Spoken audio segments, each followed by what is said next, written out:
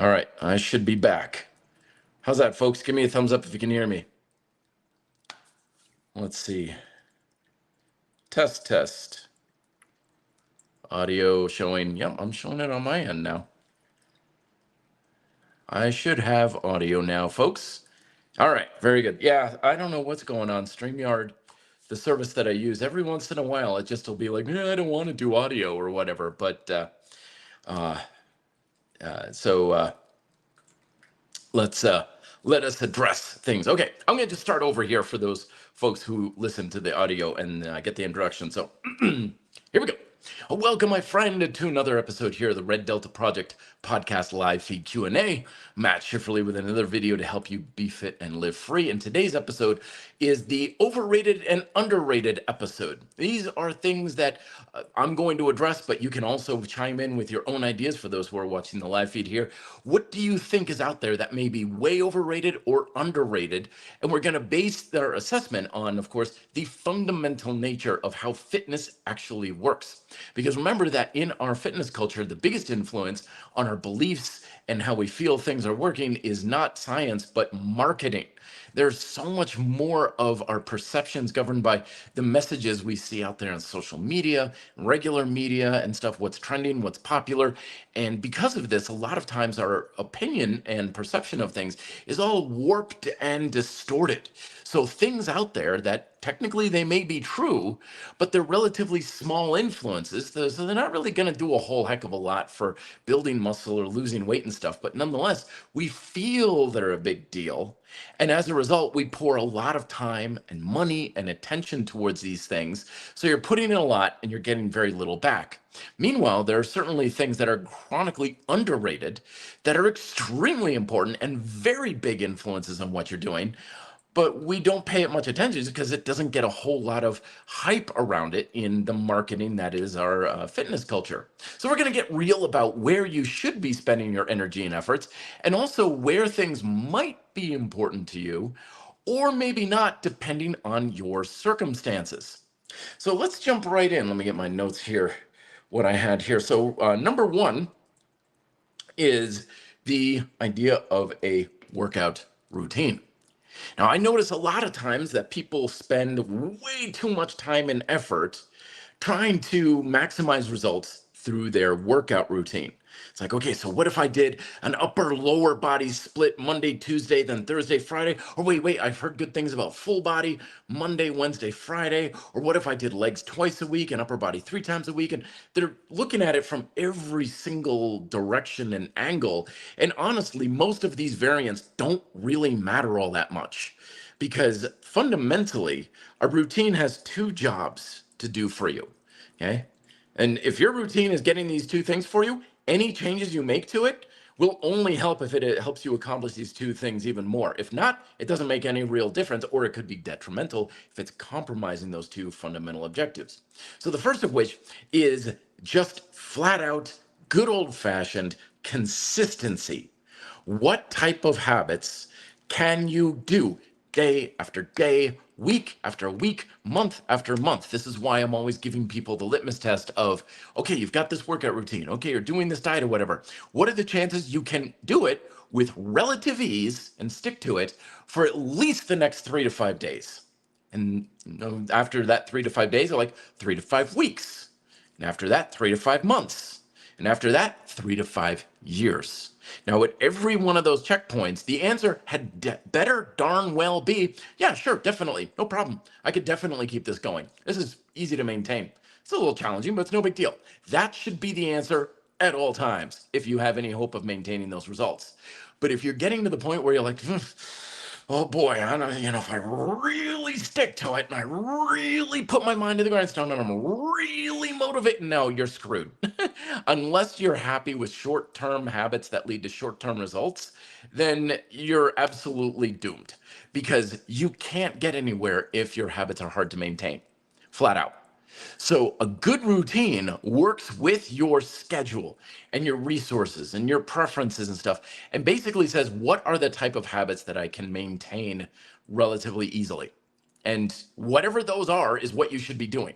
It doesn't matter if 59 bodybuilders won Mr. Olympia on a push pull split routine. If you have trouble sticking to that, you shouldn't do it. Because the first job of a good routine is maintaining consistency with relative ease. It works with your resources. So if you're able to maintain consistency in your training and your diet, that's number one. Good. You have a good routine. Number two is that it points you in the right direction. And by that, I mean it's creating or fulfilling the fundamental objectives that you want to achieve. So if you came to me and you're like, I want to get stronger and build muscle, and I look at your routine and you're like, dude, you're doing 1,000 burpees a day and running a 5K every weekend, you're pointed in the wrong direction. It doesn't matter how fast you go. It doesn't matter how consistent you are. And it doesn't matter how much effort you pour into it. You're not pointed in the right direction because that's not the training that's going to reliably create the fundamental stimulus that you need, which is you need to get a lot of tension in the muscle to generate strength, and you need to challenge your muscular work capacity in order to stimulate hypertrophy. And if you're using exercises or programming that doesn't allow you to do that very well, it doesn't matter what sets and reps you're doing. It doesn't really matter what exercises you're doing. You're not reliably creating the objective that is responsible for what you want out of your routine. But if your workout is consistent and you're engaging in exercises that are done in a way that helps you achieve your fundamental objective, that's all your routine can possibly do. You can't get any better than that. You can change it up 100 different ways. And as long as you're consistent and pointing in the right direction, you're not going to get any more real benefit to it. If you make a change, you're like, okay, if I work out in the morning on Wednesday, then I'll be more consistent with that because I have a hard time working out after work on Wednesday because it's got to pick the kids up and everything. It's like if I do it in the morning, that's going to be more easier for me to stick to. There, good. That means you should work out in the morning. And, I've been doing a lot of this cardio stuff in the workout, not really much strength stuff. So I'm going to have just one cardio thing because I like to get my heart rate up, but I'm going to focus more on the strength training thing. Okay, then it's helping you achieve that fundamental objective more. So that change will be better. But if it's not something that's reasonably going to change your consistency or get you to achieve that objective more, and by the way, that should be very obvious if it will or not. If not, it probably won't matter. Then the changes aren't really going to be worthwhile. But yet we think sometimes the overrated aspect of a routine is that we can science our way to results if we got that special, beautiful mind Da Vinci Code formula going on that's going to somehow crack the code and hack Mother Nature into getting what we want. And it's not. It's like, yeah, I can consistently do pull-ups and work my muscular work capacity. Great, it's going to help you build muscle. Rock on, go for it. But I didn't told you what the routine is. I don't care what the routine is. As long as it gets those two things, it's as good as it can possibly get. Yeah, I like saying in my tripping there is a camera lens. Yeah, it's a little bit weird. I'm playing around with some settings here. I'm just messing around. I was talking today with a friend about how he was looking for, and this is another thing that's terribly overrated in our fitness culture, but life in general. He's like, I just want to know what works. I want to have the plan that's going to be good. I want to know exactly what I need to do to burn fat. I know exactly what to do, the correct way to work out and everything. Like, I want to know for sure what to do. But remember, my friends, as I always say, certainty is the refuge of fools and cowards. Right? If you want to make progress in life, if you want to make something happen, you have to go into it with a shred of doubt and uncertainty and say, maybe there's more here to it. Maybe I can try something. What if I did this versus that? So case in point here, right? I always use a certain number of camera settings when I'm recording this, and now I'm using a different set of camera settings. I've got like a wide angle camera and everything like that. So it's a bit of a different camera settings. Is this better? I don't know. Is this going to be good or bad? Alex, your feedback is much appreciated because I'm looking at it, but 9 times out of 10 for me, I'm like, okay, it's different, but I don't know if it's better. Like I'm very poor on visual quality things like that. Like I couldn't tell you good design from bad design at all. Like I just don't know. And so your feedback's appreciated because I don't know, but I'm experimenting. Maybe I can make it better. Maybe it'll make it worse. I don't know. You have to try things and see. But when you cling to certainty, like, I want to know for sure what the correct, right way to do everything is, then either A, you're going to get caught in paralysis by analysis because you're never going to know for sure what to do, or B, you convince yourself of what is the correct one right way, and you stay stuck doing that thing that way, and you never make progress beyond that point.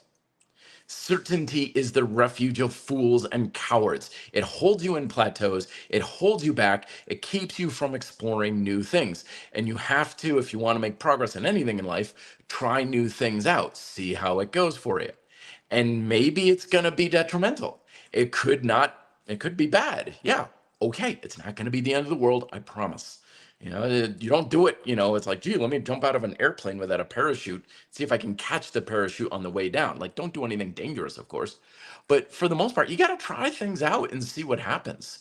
And yeah, you're guaranteed to have failures in that regard. You're guaranteed to fall on your face sometimes and be like, that sure as heck didn't work out very well. And you've got to have a stomach for that when it comes to improvement and progress in life. Because if you can't handle that, then you're never going to jump off the branch and, metaphorically fly, so to speak.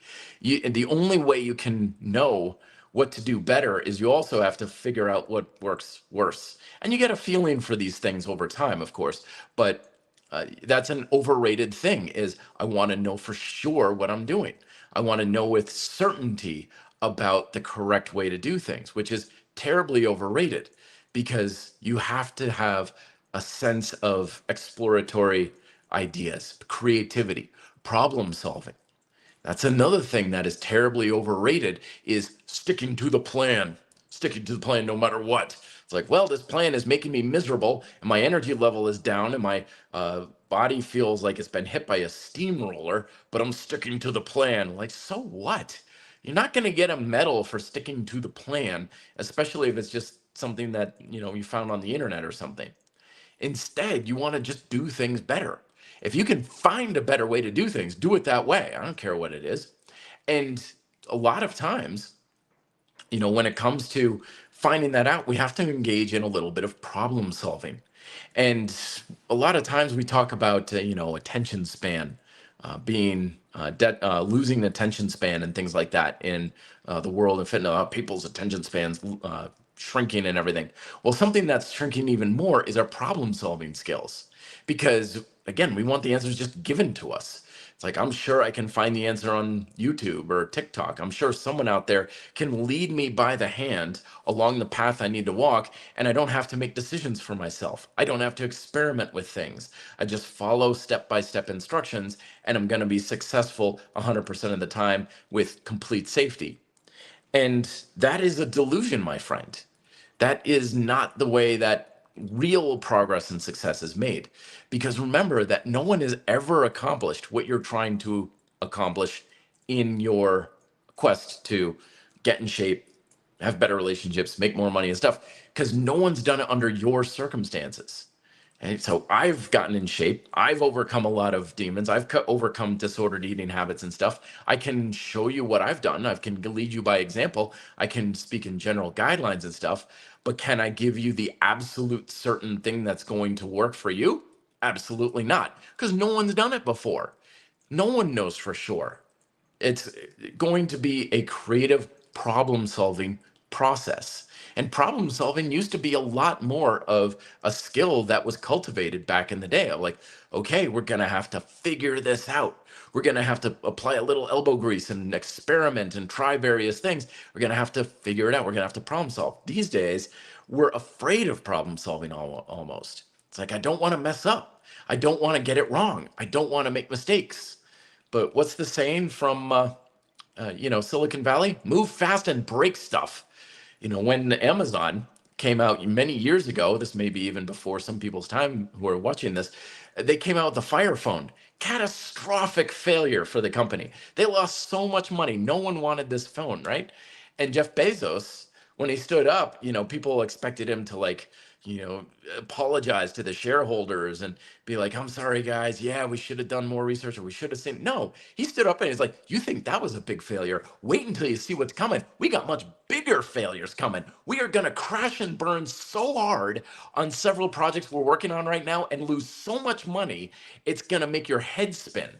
Because that's a guy who knows how to innovate. That's a guy who knows how to problem solve. Now, I'm not saying you have to purposely fail or anything like that, but if you really want to find what works for you, if you really want to solve your problems, you've got to be able to crash and burn many times. And that's why you don't go all in. Right? There was a book I read years ago called The Max Strategy. And this guy had the protagonist in the book, he was stuck at an airport one time and he was really bummed because he had sunk everything he had into this business. It was kind of like a FedEx print shop kind of deal before there was FedEx, hard copies and printer copies, posters, things like that. And he was absolutely losing his shirt, and the business was sinking like the Titanic and stuff. And he was all bummed out because he had sunk everything he had into this business. It was a burn the boats kind of situation. And he ended up being stranded in this airport for an evening with this guy named Max. And Max was very, very successful in life and very, very wealthy. And he's like, oh, so what did I do wrong? What can I do? Max was like, yep, your business is crashing and it's going to crash and you're going to lose everything for the most part. It's like, well, gee, thanks for isn't there a way I can save this? He's like, probably not. And he's like, well, so how did you get? Was it just luck? And he's like, yeah, luck plays a role. He's like, but no, I recognize that in business or in creativity and problem solve, most of the things you're going to do are not going to work. And there's just no way you're going to be able to break that formula. He said roughly 80% of the things you're going to do in business or in fitness or otherwise, most of the things you're going to do aren't really going to produce much of a return. And most of them you're going to probably lose something with. And it's like, oh, great, this is a losing proposition. He's like, no, but you don't go all in so you can diversify and have many irons in the fire, because something is going to eventually work. If you can keep playing, you're eventually going to win, and you're going to win so big that it will more than wipe out the losses of all the other businesses or attempts or projects combined. So it's like, you just got to be able to keep playing. And eventually, and it's the same thing in fitness, you can try 15 different workout styles, and every single one of them is terrible. But that 16th one you have, man, you'll make so much more progress in 5 weeks than you had in the previous 5 years. So that's one of the things that can keep you going. And again, perseverance, grit, that's another underrated thing, is if you just keep going, you'll eventually hit gold somewhere. And that's usually what keeps me going sometimes, because I've had periods where it feels like the needle is not moving and I'm going backwards. In fact, I've suffered that for weeks, months, hell, whole years, where I'm like, this is not going in my way, not going in the way I want. No matter what I do, everything is completely crumbling at my feet. Nothing is working for me. But I know there's a breakthrough out there and it's coming at some point. And when it does, it's going to just totally shift everything. I'm going to feel amazing. I'm going to build muscle. I'm going to improve my performance. It's coming. Something is coming. It's out there. And it's just a matter of staying in the game in order to make that happen. But you're not going to be able to stay in the game if you're always going 100%. So as something that's terribly overrated is working as hard as possible. Underrated is living within your means. And I know in the financial world, that whole living within your means is, you don't spend every dime that you make. You save and you invest because you're not living off of, or you're not spending everything you have. It's the same thing in fitness. Don't leave it all in the gym, right? Don't adopt dietary habits that are so hard on mind, body, and lifestyle that you're barely hanging on by your fingertips on the side of the cliff day after day. No, do the things where you're like, I could definitely do more of this. I could probably have done several more sets or even a couple more exercises. But I achieved my objectives, so I'm going to cut out early and save a little in the tank. Great. That means you can make it much easier to keep going. Right now, coming on in, saying, Matt, are walls and other solid surroundings underrated exercise tools for isometrics? They're always there. There's so many possible exercises, leg abduction, and so on. So yeah, very good. Is isometrics in general is an underrated as an underrated tool. Let me just put it to you this way. Isometrics is the single purest form of strength training you can engage in. I'm going to say that again. Isometrics is the purest form of exercise you can possibly do. And what I mean by purist is when you do other types of exercise, you're challenging your strength, you're challenging your work capacity, you're challenging your endurance, your neuromuscular conditioning. But you also need stability, coordination, mobility, proficiency. You need other capabilities. You need other aspects of physical ability in order to challenge your strength, endurance, and work capacity. Okay? But with isometrics, those things, they're still there, but they're there to such a small degree that it's like, I mean, I'm just speaking in generalities, but it's like 90% about strength, muscle, and endurance. It's so direct into making the muscles work crazy hard. So I would say isometrics in general alone is extremely underrated. Using solid objects, walls, doorways, things like that, also very underrated because we've got great tools out there. Yeah, I got the IsoMax right here, right? This sucker is an isometrics game changer. It's awesome. But for most people who are using isometrics, you're going to get what you want out of isometrics with simple tools like an ISO trainer, doors, and things like that. One of the best that you can do is a simple wall sit. And now I'm not talking about the wall sit that you do in high school, where you're sitting on a wall and your gym teacher's marching up and down, telling you to keep enduring it and everything like that. I'm talking about a wall sit you can barely hold for 30 seconds. Oh, I've tilted again. There's something about StreamYard, folks. I don't know. Platform is not being my friend lately. Yikes.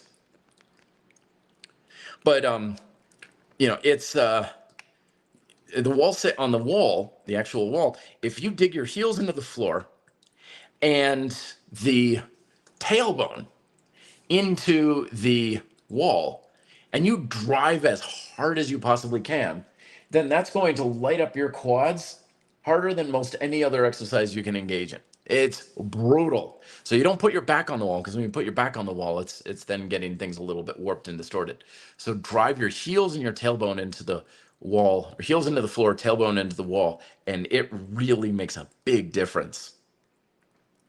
Joseph Bello, it's always good to see you. Hello, Matt. I think these long gym workouts that they claim is the best workout is overrated. Yeah, very much so. I would say in general, just basic work until you drop is overrated. We think this correlation out there exists of you get out what you put in. And that's the subliminal message that's out there. That's the marketing with things like people bragging about how much they've poured into their workouts. Oh man, I was in the gym for 5 hours today, and oh my gosh, I can barely move my legs. Terribly overrated. Hard, very overrated. Because it is not hard to work hard. In fact, as I've said in the past, one of the laziest things you can possibly do in your workouts is just aim to work harder. And I say it's the laziest because it means you don't have to learn anything. You don't actually have to do anything. You don't have to assess or experiment or look at what is actually going to work or get any coaching. You just say, well, I'm just going to do more of what I've already been doing. It's the laziest and easiest thing that you can do. And yeah, sometimes that will make a difference if you're not doing enough, but it certainly has a diminishing rate of return. Not to mention you can greatly dilute intensity from that sort of thing. When people come to me and they're like, oh man, I can do 1,000 push-ups a day. I'm like, oh, these are not going to be pretty push-ups. These are going to be ugly as sin. It's like, why are you making your push-ups so easy? It's like, I did push-ups for over an hour. Why? Add some intensity. Get some focus into your training so that they're effective push-ups, not just pouring work in. That's why the idea with adaptive training is that you don't hold yourself to a standard of how long or how hard you're working, because that's again correlated to results. But if you don't know your objective that you're trying to achieve, then you're still blindly groping around in the dark, and chances are most of that time is largely wasted anyway.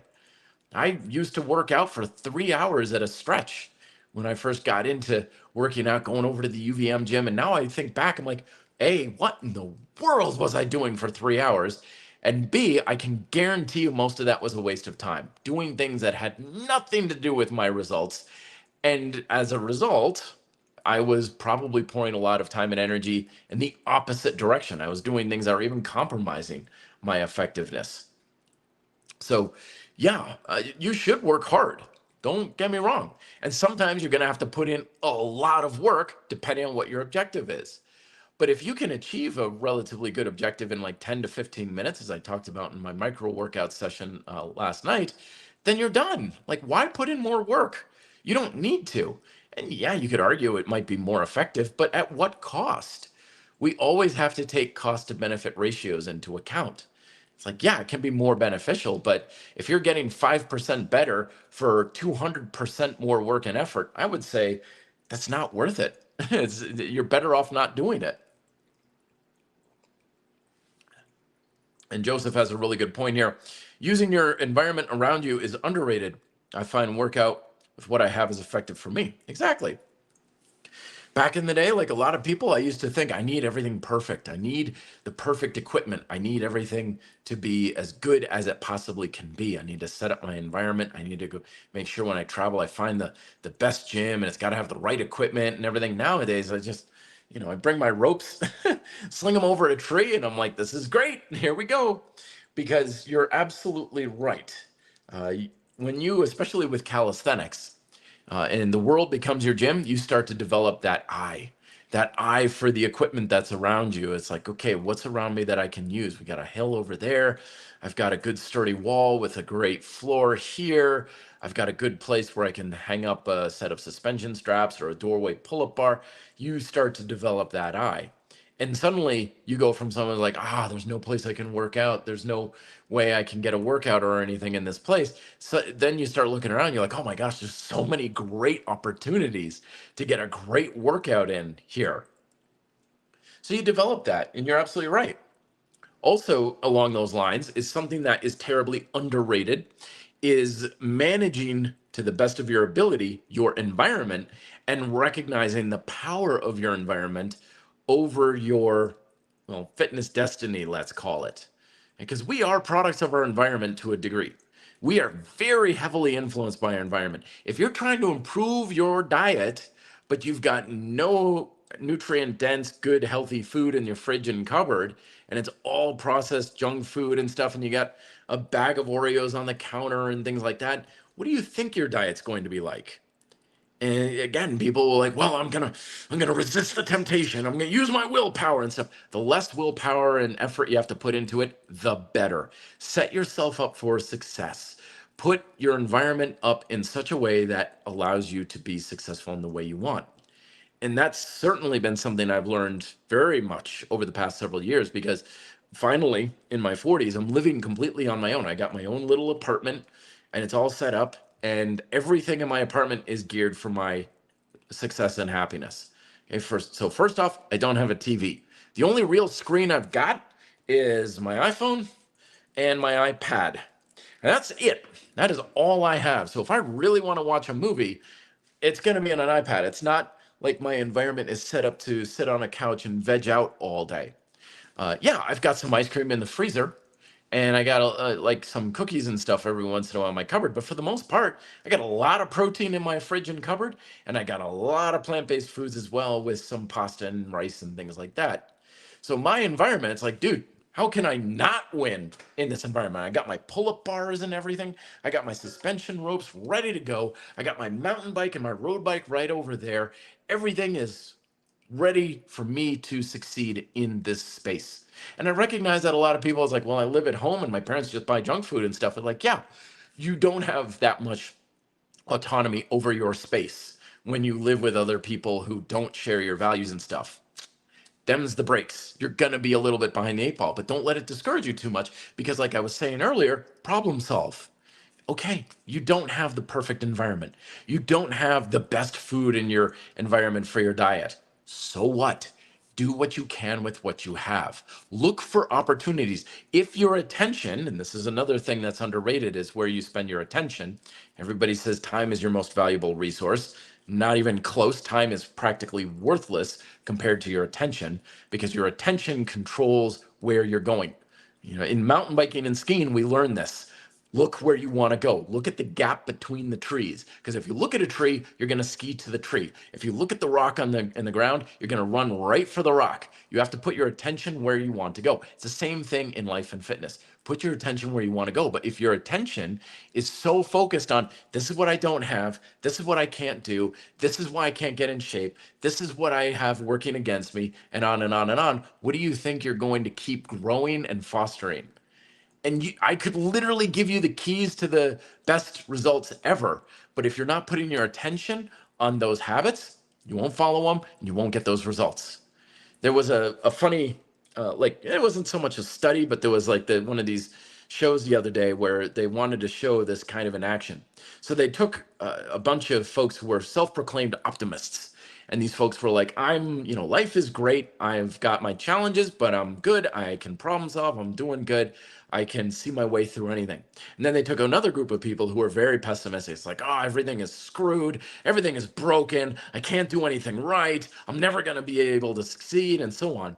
And they basically set up a little test on the street where they had them, they didn't say walk down the street. They just found what their normal like walking commute was or something.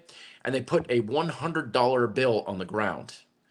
And what they found was the majority of people who were optimists always saw the $100 and they were like, "Ooh, free money."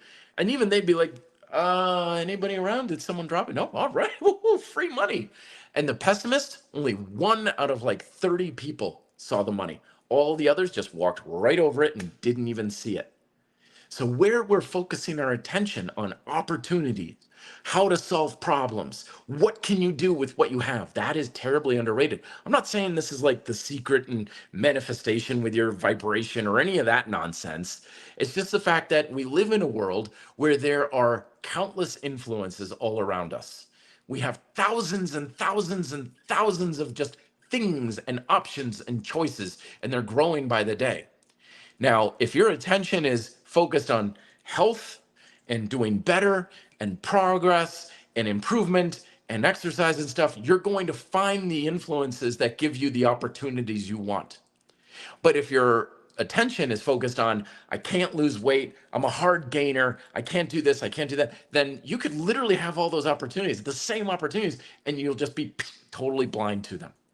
So where you're directing your attention is super critical and important, and your environment is a big part of that, a very, very big part of that. And don't just think it's your physical environment around you. You can curate. Everybody bitches and moans about the internet and their algorithms and stuff like TikTok and YouTube and stuff like that. You can curate that information coming to you. Several years ago, there was a video suggested to me on my YouTube feed, and I forget exactly what it was about, but it was kind of like a clickbait thing, where a bait and switch, where it was one title, but I got into it, and within 2 minutes, it was extremely like misogynistic, and this is why women are ruining your life, and you'll never be able to win the dating game. And I'm like, whoa, hold on, time out. No, I don't want that. So YouTube has the thing, the little buttons down below. I was like, I don't like this. I'm telling the YouTube algorithm, I don't want this kind of video. Haven't seen anything like that since. I know there's tons of that junk out there, but I know that's not going to lead me where I want to go. No, I've got, well, honestly, a lot of videos now about, weird things about movies, like 10 things you never knew about Spaceballs and stuff. I use YouTube as my primary entertainment source. So I've got tons of YouTube videos that are kind of curating information on entertainment and funny, dry bar comedy is a regular thing that I go to. So YouTube is constantly giving me stuff to make my life better and make me feel happier. So people are like, oh, it's all about fear and anger. It's like, yeah, if you let it tell you that, if you just passively do the thing, but if you purposely curate and search for, okay, I want positive influences on things, and I want to tell the algorithm, don't show me this stuff whenever something negative or really detrimental shows up. You can curate that stuff, and your brain works exactly the same way. Your attention works the same way. As we explore in the fundamental nature of fitness, the reason why fitness works is because all it's doing is utilizing the process that's already in place. Diet and exercise habits don't do anything. They're just simply taking the things that are already happening and either speeding up or slowing them down. That's all of fitness does. That's all it can do. Well, we're all, up in arms about the algorithms and things on social media and all this sort of thing. It's like that's what our brain has been doing for thousands of years anyway. It's just doing it faster. And that's why we're becoming more aware of it. But because it's the same thing that's always happened, we can take proactive control over it. But that's the point, is you have to take more control over your environment when and where you can. Otherwise, it's just passive and you think, well, this is the way the world is. It sucks and there's nothing I can do about it. Well, I've been there before. That's not a good place to be. And you can get out of it, but you got to be a little more proactive and willing to question that idea. Evo, whoops, excuse me. Evo is saying stress management is underrated. Highly agree, my friend. Emotional stress, especially, big time, big time. It's at the top of the pyramid for me. Love to exercise, love my job, love being on my own, and I'm assuming you're saying Jesus. I make time for what's just? I'm assuming Jesus, but doing things, just doing things other than working out. You're 100% right, Evo. 100% right, because things get dragged down so much when we're in a negative place. As I always say, you cannot build a positive result when you're coming from a negative place. And I've experienced this turn on a dime. I can't snap my fingers like that. And the story I always like to give is I was having a great day one time and I felt amazing. I had great sleep, great diet. I felt great physically. This is when I first started working out in gyms and stuff. And I felt amazing. I was going into the gym and I was like, I'm going to have a good workout. Life is great. La di da da da da da. Right there in the parking lot, bang, got dumped by the girl I was seeing at the time. And it was like a 180-degree switch for me. It just emotionally, I went from one end of the spectrum to the other. And I thought, okay, I'm going to use this. I'm angry. I'm frustrated. I'm pissed, da da da da da. And I went in and I swear, this smartphone would have felt like it weighed 100 pounds because I was so emotionally stressed that there wasn't a chance in hell I was going to be able to have an effective workout. I felt exhausted. My body felt tired. My joints hurt. It was like I suddenly got the flu. I had such a visceral physical reaction to that emotional stress that I was completely crashing. And that did so for quite a while afterwards. That was a rough breakup for me. But that was an example of how stress can have that type of reaction to you. And I'm not saying you got to avoid stress and don't have anything bad happen in your life. Absolutely. But remember that a lot of this negativity and a lot of the stress is voluntary. It is something like that. Like, how much stuff out there on social media, the news and stuff is just so stressful to watch and stuff. I don't watch the news. People ask me, where do you get your news source? Topgear.com, because I want to know about automotive news. I check out like tech news and stuff, like what kind of new technology is getting developed and things like that. And I look at news for like how to edit better videos and things like that. Like, I don't watch the news. And one time I was visiting my parents and I was working out like in the room next to where my mom was watching TV. And it was so amazing how I'm sitting there, I'm just listening to the news and I'm like, Ma, how can you stand to watch that? And she's like, what? I don't get it. Why? What are you saying? It's the way, it wasn't even what they were saying. It's the tone they were presenting it. It made me have flashbacks. But, back in school, I used to have friends who were just like drama queens. It's like, you know what happened to me? I went to the bus stop and it was raining. Oh my gosh. And they make everything seem like it's a big deal, right? And that's exactly the reaction. I was like, how are they doing this? It's like, you won't believe what happened to this guy when he went to the pet store today. And it was just something like, he got a puppy. That was it. That was the story. But it's like this kind of talk. Oh my gosh. It's like, guys, shut up. It's like all you're doing is emotional manipulation. And then saying, call it DayTube now. It sucks. Then fix it. Remember, we're in control of these things, folks. There are, what is it? It's something like 9 hours of content is uploaded to YouTube every second. If you don't like what's on YouTube, change what you're watching. That's what I was saying, is you're in control of what is getting put in front of you. If you don't like it, tell YouTube to show you the stuff you do like, because you can do that. And it's much better that way. Abraham, coming, weighted calisthenics is underrated. I was stuck at 8 pull-ups and tried 10 kilograms, 5 reps for 1 week, increased to 14. I'm not sure if it's my mind, but I am now on the Russian method. Fantastic. I like that. And here's the way I would look at it too, is go with still a relatively progressive technique too. So you want to think of, weighted calisthenics as supplemental to your body weight kind of stuff. So if you focus on things like, really packing the shoulders, keeping a relatively narrow hand placement, still use relatively difficult techniques, don't use easier techniques for the sake of lifting more weight, then you're not going to need as much weight to create the same stimulus. Well, anything that makes it easier to create a stimulus is going to just make it easier to get the results you want. So very good, Abraham. Glad you're finding things that work well for you. Thank you very much. Christopher saying, what is the best pull-up bar you recommend for a small apartment? Great question indeed, because I used to have, the Dragon Door Bodyweight Master, which they haven't produced in God knows how long. And that was great for my bigger apartment that I had down in Littleton, but here in Denver, I had a much smaller place. So now, this is the Wild Gym Dash, I think they call it. I'm pretty sure this is still being manufactured over at wildgym.com. And this just goes on the wall, but it also, it's like stall bars that sit on the floor. So you don't have to directly mount into the wall and things, which is good because I don't have studs. Well, I don't have wooden studs that I can drill into. Everything behind me here is metal, and not good metal either. It's kind of cheap steel kind of stuff. So it took me, I would say, about 2 weeks to, again, I had to problem solve. This is designed to be the width, I think it's 16-inch studs. So it's designed to screw directly into 16-inch wooden studs. Very solid, very, very well-made piece of equipment.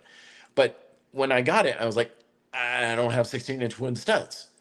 So then my brain was like, you got to figure it out. You got to solve this thing on your own. And it was several trips to the Home Depot and calling up Dan Vincent, who makes these. And I'm like, dude, I don't have studs. What do you recommend? And nothing gave me a clear answer right away, but I was able to put the pieces together, problem solve. Again, problem solving, terribly underrated. And it's solid now. This works great. So this is a good option. Not the cheapest though. It is, I think it was like $500 for this. So it's a very good quality piece of equipment. Doesn't take up any floor space, but it does set on the floor. And the other thing too is just doorway pull-up bars. Although I'll be honest with you, I do not like most doorway pull-up bars because they got those dedicated handles. So instead, I always recommend, I can't take them out, but the Duonomic system, links to all this stuff is on my website. But Duonomic pull-up handles, best doorway pull-up handles you're going to find because they're adjustable. They're basically straight. They can give you a little bit of angle that you can work with. You put them at any width. So the Duonomic pull-up handles are what I recommend for doorway fitness. And now they've got a whole thing. They've got rings. They've got straps. They just came out with these. I just made a review. These are their switch grips that allow you to have various grip techniques at different widths for small, medium, and large. And you can also do it vertically, which is awesome. You don't need to use these on the Duonomic system. You can use them with other pieces of equipment, but they're fantastic for grip training. Highly recommend those sorts of things. But that's what I would do. Doorway or something like the Wild Gym Dash. Absolutely.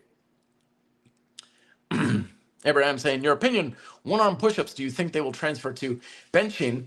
Let's say I put my arm on the scale and it says 45 kilograms. Will I be able to bench press 90 kilograms, 45 kilogram dumbbells each hand? It's hard to say, Abraham, because remember, my friends, that physiological adaptation is specific. Now, we used to say strength is specific to the thing that you do, which is true, but that goes for everything with physical adaptation. I'm a mountain biker, right? I go mountain biking and I get my heart rate up and my legs are really working hard, but I still can't run for anything. Now, am I a better runner than if I wasn't a mountain biker? Absolutely. Am I a decent runner at all? Absolutely not, because I'm not running, right? So there's this idea, again, of overrated idea that if I can do X, I'm going to be strong or capable for everything across the board. And that just isn't how fitness works. Because, yeah, there are stories out there. People are like, dude, I did push ups and my bench went way up. There's also just as many stories of I did push ups and my bench went down. Al Cavadlo had a post earlier this year or last year where he talked about how he had gotten a kettlebell. He was doing all kinds of pressing with a kettlebell pressing, kettlebell snatching, press, overhead press, movement pattern, overhead press. He's like, then he got back into his handstand push-ups. Didn't make a lick of difference. He's like, if anything, my handstand push-up went down. And that's just because, again, there's so many variables and influences on our ability to do any kind of exercise that are different from one exercise to the next. So I would argue that yes, it's going to improve things and stuff, but if you want to have a strong bench, you'd better be bench pressing. If you want to have a one-arm push-up, you'd better be one-arm push-upping kind of thing. So you want to be training that which you want to improve on, but there's only so much carryover you're going to get from any one activity to any one other activity. And that's why you have to be specific about what you want, but you also have to make peace with the fact that you're going to be mediocre at best at most things in life. Okay? There's lots of people out there who excel in one area or another, and you take them into something else that's seemingly related, and they're terrible at it. They're like, oh, look at this guy. He's not really that fit. No, that's how fitness actually works. You can be a world-class power lifter and not be able to do a single pull-up or suck at push-ups, right? You can be an amazing Spartan racer, obstacle course racer, and suck at running 10Ks kind of thing, because it's specific to that various thing. So you got to go after what you want. And if something's not really that important to you, don't worry about it, because that's the way we get to, again, choose your destiny. What do you want to do? It's the same thing. We don't have enough proactive choice, I guess I would say. We have too much, and one of the things that's overrated is follow along. Follow the steps, follow the program, follow the diet, follow the trend. We've got way too much following going on out there, under the idea that there's always someone out there who knows what's best for you. And when you're a beginner, that's going to be the case. Absolutely.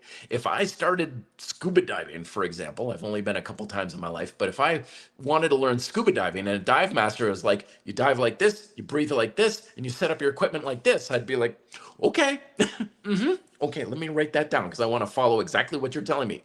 But after 10 years of scuba diving, and the guy's like, well, he said set up the equipment like this, but this weight belt is a lot easier and more comfortable to wear if I do it this way and it's more secure. I'm going to do that because it's based off of mine.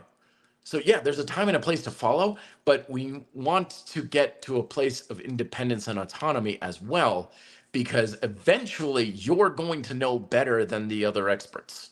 And that's why all of my books and my programs and stuff, I want to get you to that place of autonomy as quickly as possible, because I want you to make your own decisions, because chances are you're going to make better decisions than I would, because you know your circumstances. But our fitness culture does not cultivate that idea of lead your own, mixing my metaphors here, but following your own path, steering your own ship. That's usually an underrated concept in fitness. Usually you're discouraged away from that sort of thing. So that's why I'm saying, like, curate your social media, take control over your environment, even little things, right? If you've got a shirt or some clothing in your wardrobe that every time you put it on and you're like, it doesn't quite fit right and stuff, get rid of it. Send it to Goodwill or something like that. Get rid of that sort of thing. I just did that with some cookware in the kitchen. I got these pots and these pans and cooking utensils and stuff that I've had forever, just because at one point I was absolutely broke and basically got whatever I could find in, like, almost a landfill practically. And it's like, yeah, they're okay, they're stuff. And recently I got me some good cast iron stuff. And I'm like, oh my gosh, this stuff is amazing. This cooks way better than anything else. So I didn't know my cookware was that, it wasn't terrible, but it wasn't good by any stretch of the imagination. So now I know better. I'm like, yeah, I'm getting rid of the other stuff. I'm working on this cast iron stuff. This is way better and stuff, because it is so much better. Abraham saying, was thinking that the close chain aspect of calisthenics maybe will transfer to a great degree to the athletic overall. And that is something that I find is a general truism with calisthenics. Not so much because closed chain versus open chain kind of stuff. It's just that in my experience, because calisthenics requires a very good degree of proficiency, stability, mobility, coordination, all these sorts of things, you basically learn how to use your body better with calisthenics, in my opinion, than with most other modalities. So if you learn how to use your body on a higher level with anything, then that transfers over very well. I, for one, when I started learning calisthenics myself, that was when it was like, holy smokes, this is making a hell of a difference in my mountain biking and my skiing and my taekwondo. I think I was doing combat conditioning style exercises for like 3 weeks, and then I went trail with some friends for some trail maintenance. And it's like, my gosh, these logs feel really light today. And I'd like put my hand on the ground as I'm digging out like stream runoffs and stuff. I'm like, wow, my arms feel really, really strong on the ground here. And it's just, I was learning how to use my muscles better. I was learning how to use my body better, and that had a lot of carryover. So I would argue that that's one of the big advantages of calisthenics. But of course, you can do that with anything. But I think calisthenics like requires that sort of thing to a very large degree, and that's where you get a lot of transfer. But my only experience, in my opinion. Cristobal is saying, hey Matt, what is the most underrated pull-up grip or variation that people should focus on? Simple, my friends. Neutral grip is what I think most people should focus on. These are Kensui Swissies. It took me forever to figure out why they call them Swissies, because a lot of the accessories in the Kensui line have real obvious names to them. They make handles that twist. What are those called? Swivel. They make these heel elevators, that you can put your heel on. What are they called? Ascent. It's like, okay, everything makes sense, but why are these called Swissies? When I think Swissies, I think of my friends Swiss mountain dogs. We always called them Swissies, but why are these called Swissies? Well, a vertical grip is also known as a neutral grip. And Switzerland is, politically a neutral country and stuff. It's like, oh, I get the joke. Okay, gotcha. But yeah, these things are great because you can make different widths to them and stuff. And in general, I find that when people are locked with a straight bar and they're either supinated or pronated, that's supinated, pronated grip, overhand, underhand. A lot of times people don't have the mobility or the control or the scapular control and stuff to do one full, supinated or pronated grip to the best of their ability without causing stress on the joints. So in many ways, I find that neutral grip or slightly angled. Now they make these great inserts over at kensui.com that allow these things to be angled slightly inward or outward. They're fantastic. Speaking of angle, there's my vertical thing again. Hang on. Yep. So I would say the neutral grip. There was an article actually years ago over on T Nation. Yes, it was that long ago. And this guy was making the argument when he's like, forget squat, bench, and deadlift for like the big three. He's like, for most people, when it comes to just getting brutally strong and building muscle, we want to recognize the value and versatility of neutral grip style training. So his big three that he was arguing for, and I would certainly argue these are vastly superior for most individuals, is he's like neutral grip pulls or rows of some sort, dips, because that's neutral, or I would say, neutral grip push-ups, and trap bar work. His trap bars have neutral grips most of the time as well. So trap bar deadlift, trap bar squats, lunges, that sort of thing. So his whole thing was focus a lot on neutral grip for these various reasons. So underrated pull-up, neutral grip, the way to go. And get those Swissies if you have a straight bar or something like that. I don't know, I forget how much they are, but well worth every penny. They are so nice to use. I've got several variations of that over at Capra. And every time I bring in something new, everybody has the same reaction. I'm like, ooh, these are nice. Oh, wow, these feel great. And suddenly they're like, my elbows don't hurt anymore. And my shoulders feel better. And my back is engaged and all these sorts of things. So they make great things. Again, links to all this stuff is on Red Delta Project. Link is down below. There's an equipment tab up at the top that I recommend. And sometimes I've got discount codes. I think I got a discount code for the Kensui stuff as well. And also their weight plates and their weight vests that I highly recommend as well. Tested 1, 2, 3. Do a cast iron episode. I very well may. So the reason why I have cast iron is because of the recommendations off of Domestic Kitchenery, which is lightly affiliated here with Red Delta Project. My friend who runs Domestic Kitchenery is basically doing the same thing for food prep and cooking that I do for exercise.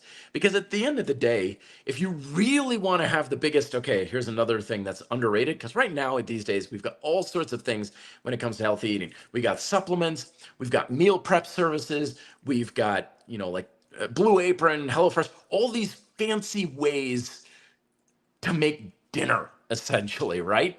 And if you really want to get to those things, overrated.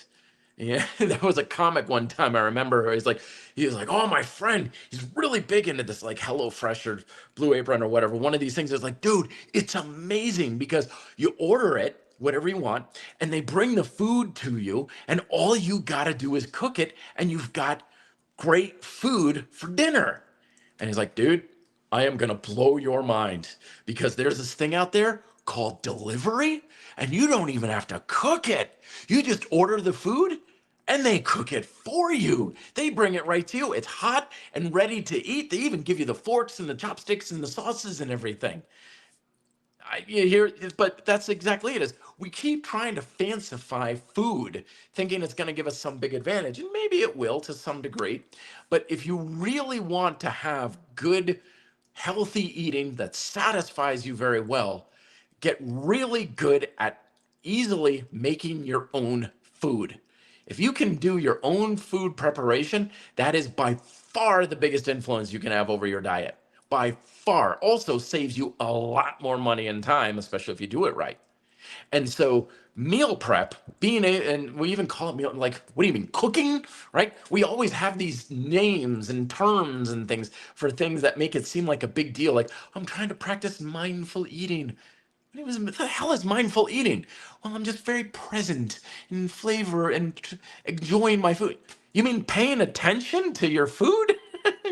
I need to get more involved in mindful driving. So I'm not texting and, being distracted when I'm driving. Mindfulness, paying attention, folks. That's all it is.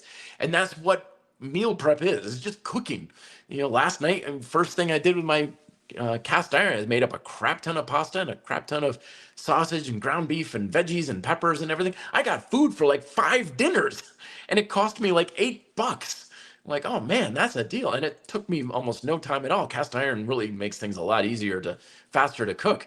So that's the thing, is underrated is just making your own food. And domestickitchenery.com is all about those ways to make it so much easier. Because when you make it easier to prepare your own food, it is so much easier to manage your diet, and manage your health, and manage your weight, and manage your budget. And all this other stuff is going to maybe make something easier, but also come at a cost, like a literal cost and stuff. Abraham following up, adding to the grip, rings also are amazing on the joint. You can pretty much go through the grip you're most comfortable in. Absolutely. So being able to rotate, I would say that's a big thing that's very underrated, is the ability to rotate the hand, because a lot of times we get locked into the barbell standard, having the hands locked in a certain position, like I was talking about with a straight bar on pull-ups. But in my humble opinion, most people are much better off, not even with neutral, but just having the ability to rotate to any degree. You're going to have that with suspension straps. You're going to have it with rings, which are basically still suspension straps. You're going to have that. They make rotating Kensui again. They make the swivel. They're just handles that rotate on a simple strap. Wonderful piece of equipment. Love it. Love doing pull-ups off of those things. You get a little rotation, or you just hold whatever angle is best for you. Oh, it's so much better. So much better. And when it comes to weights that I use with clients and stuff, if I'm using anything like that, we're 9 times out of 10, it's dumbbells and kettlebells, because I want that rotation. I want them to get those angles and stuff, because it's just so much easier on the body. So yeah, I would say that's highly underrated, is the ability to have your own angles and the ability to rotate. Very good observation, Abraham. Thank you. Joseph Bello saying, I just finished some homemade meatloaf. Great. I made a sandwich out of with salad on sweet potato fries. Oh man, you're making me hungry. Nicely done, Joseph. Good job. Well done. Good for you. Yeah, because that's the thing, is when you get You don't have to be a 5-star chef, but when you get better at cooking, you make food that just satisfies you more. It's like, oh man, this cake is the best. My mom can make chocolate chip cookies that are better than heroin, so I've heard, but they're amazing. And so when you get good at cooking things your way, you're gonna make a better pizza for yourself than you'd ever get from takeout.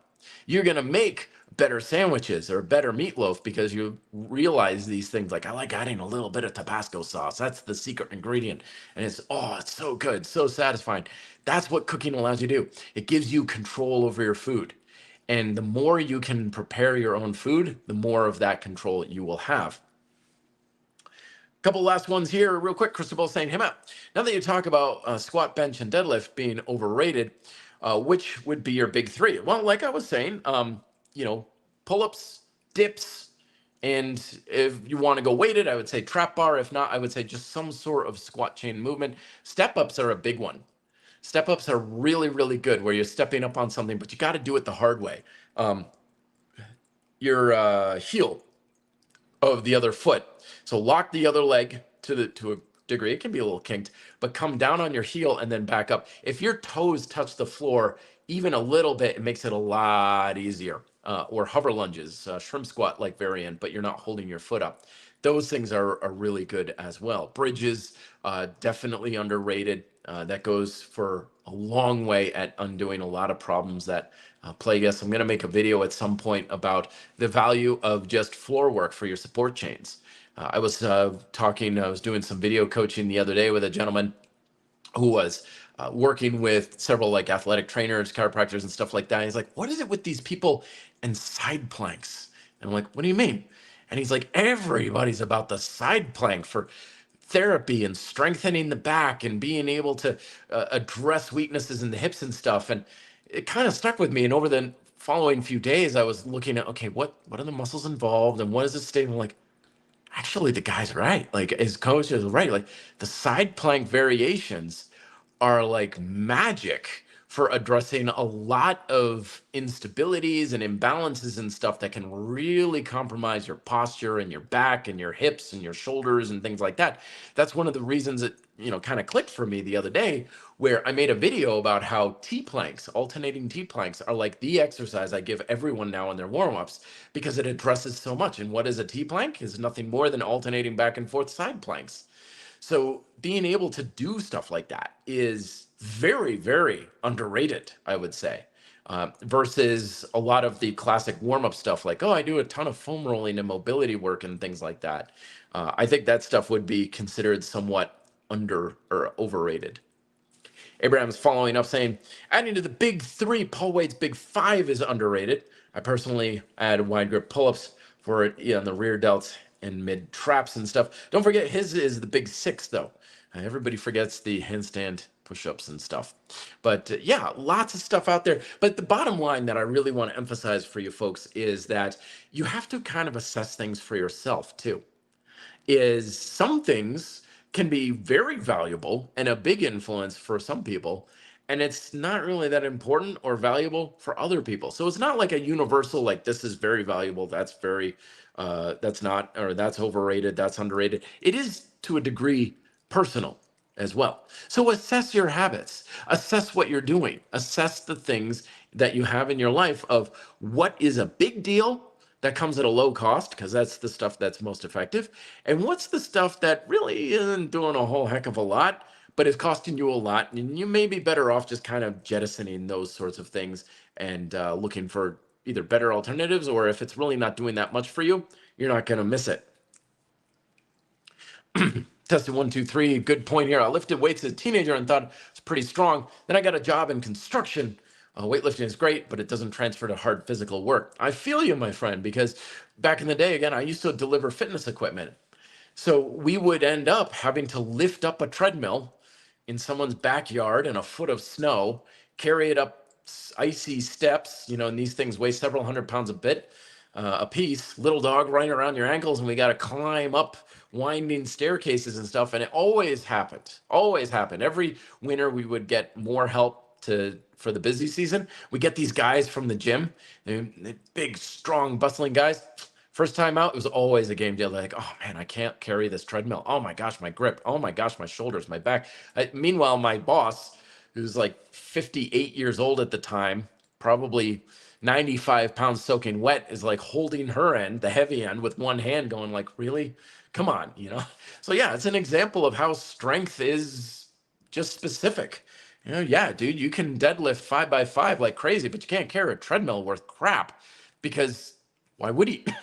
Why would you be good at that? But after a few weeks, his body would adapt to the stimulus of carrying a treadmill and he'd be good at carrying a treadmill kind of thing. But it wouldn't necessarily be like, oh, dude, carrying treadmills is helping so much in the gym. No, it's just very much that sort of approach and stuff. All right. Let's wrap things up here, folks. I got to shower up because I'm going to go out, get me some really good sushi out there. We got some great places here in Denver for sushi. So if you're ever in town here in Denver, hit me up. The Instagram or reddeltaproject@gmail.com. We'll get a workout in. Go out, grab some sushi or some of our great pizzas or burgers. We got some great burger joints out here as well. But thanks, everybody. Again, all the equipment resources and the books and stuff that I was mentioning in today's episode, reddeltaproject.com. There's a link down below if you just want to scroll down and click that real quick and easy. And if you have any further questions, reddeltaproject@gmail.com. Love hearing from you, folks. I will talk to you guys next week, and we should do these episodes more often. Till then, be fit and live free.